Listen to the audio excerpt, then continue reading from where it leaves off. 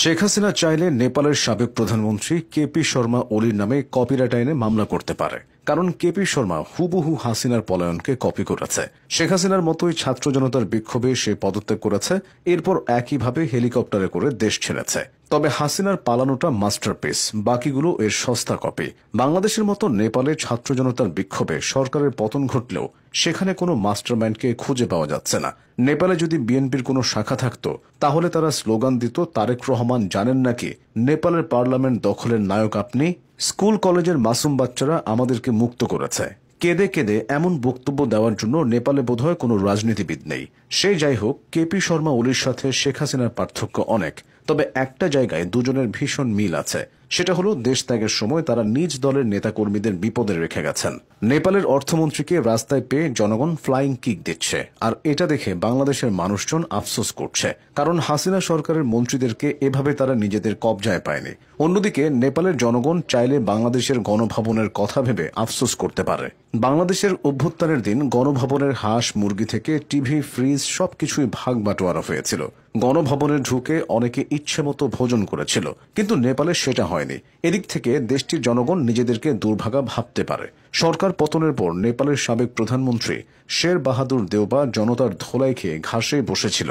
অন্যদিকে বাংলাদেশের সাবেক বিচারপতি মানিক শুয়েছিল কলাপাতার উপর। বাংলাদেশের সাথে নেপালের এই আন্দোলনের আরও কিছু বিষয়ে মিল আছে।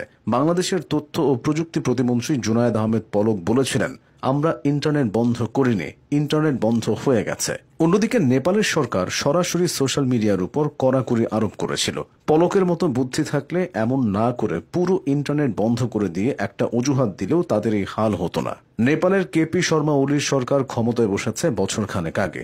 শেখ হাসিনাও অভ্যুত্থানের 7-8 মাস আগেই নতুন করে ক্ষমতায় বসেছিলেন, কিন্তু দুজনের কেউই নিজেদের মেয়াদ শেষ করতে পারেননি। প্রথমে শ্রীলঙ্কা, এরপর বাংলাদেশ, ইন্দোনেশিয়া এবং নেপাল, চারপাশে যেভাবে সরকার বিরোধী আন্দোলন শুরু হয়েছে, এটা দেখে হয়তো সবচেয়ে বেশি ভয়ে আছে নরেন্দ্র মোদী। কিন্তু অন্যান্য দেশের জেনারেশন জেড বা জেনজি আর ভারতের জেনজিদের মধ্যে পার্থক্য হয়তো মোদীকে টিকিয়ে দেবে।